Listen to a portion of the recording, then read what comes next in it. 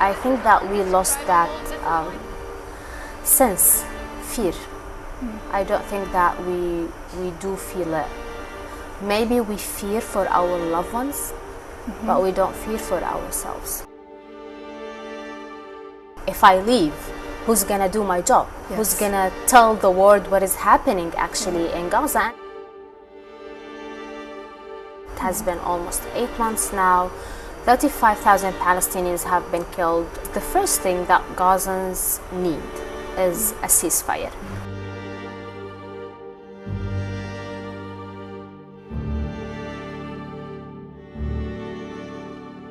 You were being reporting from Gaza for almost 200 days.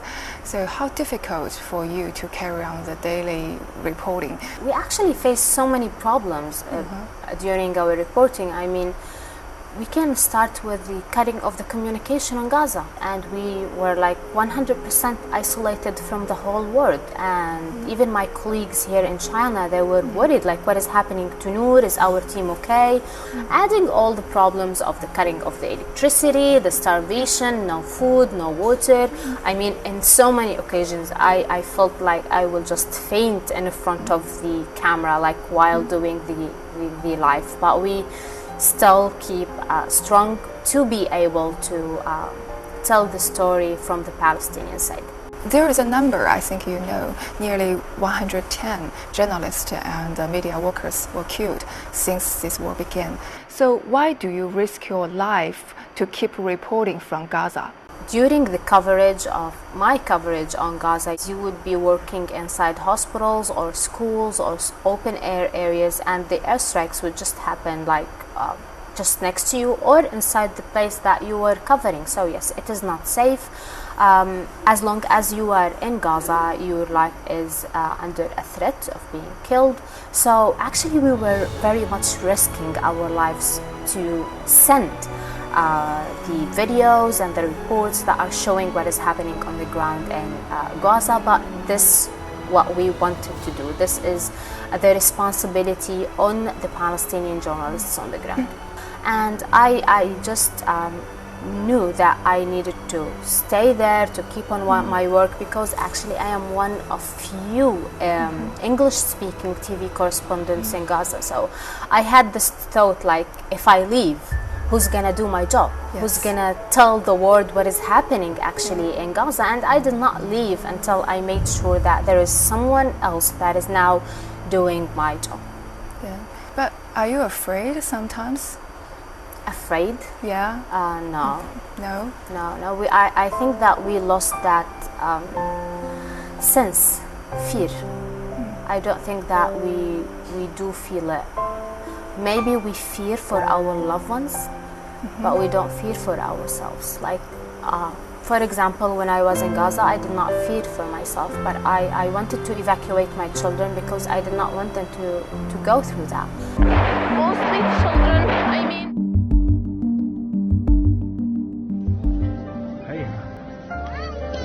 Yeah. I watched the video you evacuating your children. Is that very hard for you? It was a hard and an easy decision to make. I always say that. It was easy because it was the right thing to do. Because most of the Israeli strikes were random. They targeted houses, homes, streets, open air areas, hospitals, schools. And thousands of children were killed. So the right thing to do back then is to evacuate my children. So I made the very hard decision of evacuating my children to Rafah. I would stay here. Sarah, I love you.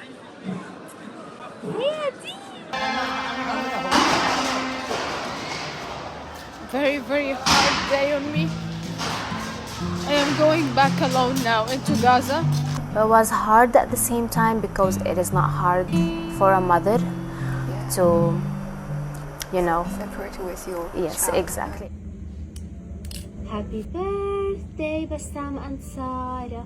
I took my children and we evacuated Gaza, and I took a quick video of my home. I did not realize at that point that I'm not coming back to this home, and if I came back, it's not going to be the same. And this actually what happened. Now I've lost my home. The only memories that I actually have now is that one video, it's like 3 seconds, and it was so quick. I think that must be very hard for you. I really hope that with the more and more international attention, the situation there will become better.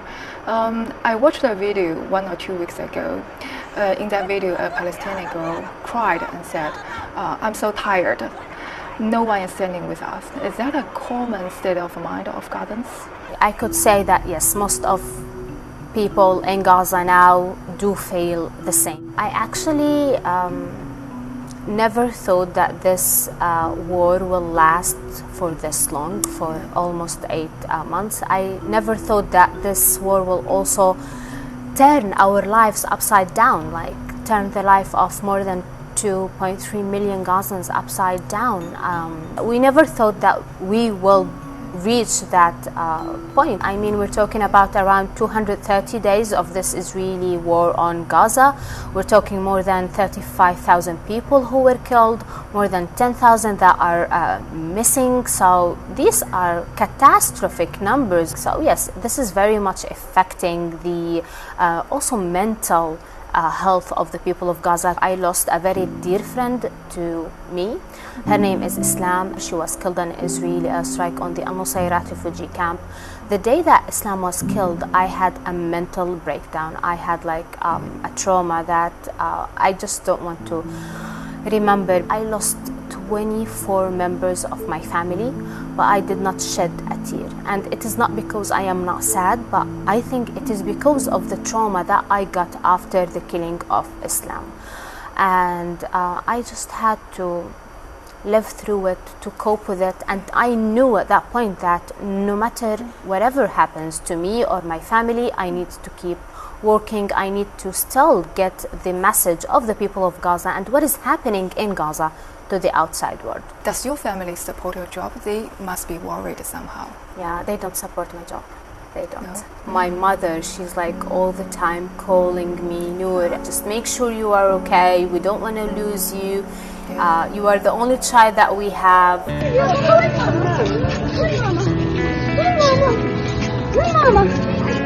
وين ماما بس احكي لي. الحمد لله على السلامة. الحمد لله على السلامة.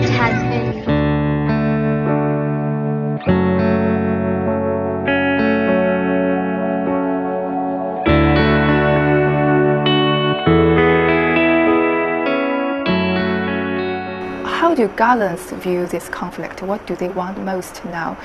Peace with Israel or something else? Well, for now, Gazans, the first thing that Gazans need is a ceasefire. This should just stop now. It has been almost 8 months now. 35,000 Palestinians have been killed. 10,000 others were missing. So yes, this catastrophic number, the war of starvation, people are struggling, they have lost their homes. So the one and most important thing for Palestinians now is for this war to stop, just to stop. It is even more important than allowing a humanitarian aid. If you go out in the streets of Gaza now and you ask them what would you pick, humanitarian aid now for 24 hours all the day long or the stop of this war, they would tell you we will choose a ceasefire. This war need to be stopped. So do you believe in the two-state solution? This agreement of the two-state solution was founded by the UN back in 1967, but it has been now 57 years since this agreement. It has been 57 years where Palestinians are fighting for their right of existence. Seeing what is happening in Gaza and seeing the Israeli aggression on Gaza, it gives you this idea that the Israeli side does not want the two-state solution. Even if the Palestinian people wanted a two-state solution, we are not sure if the Israeli side really wanted. Will you go back to Gaza to continue your reporting after this visit to China? Well, yes. I was actually planning that as soon as I go back from China, I will be back to Gaza. Unfortunately, the Israeli forces started their ground invasion in Rafah. They have closed now the Rafah border. So basically, all Palestinians who left Gaza are now locked outside of Gaza, and those people who are still in Gaza, they are locked in Gaza. So for now, unfortunately, even after I finish my visit to China, I will not be able to go back to Gaza. But as soon as the border reopens, I will for sure 100% go back to Gaza. I do have the remains and the ashes of my home back in Gaza, so I consider myself as a displaced Palestinian for now until we go back to Gaza. At last, please allow me to pay you my greatest respect, from journalist to journalist, and my best wishes to you, your family, and your colleagues still in Gaza. Take care of yourself and be safe. And thanks again for talking to us. Thank you so much. I really appreciate it. I'm very happy to be here with you today. Thank you. Thank you.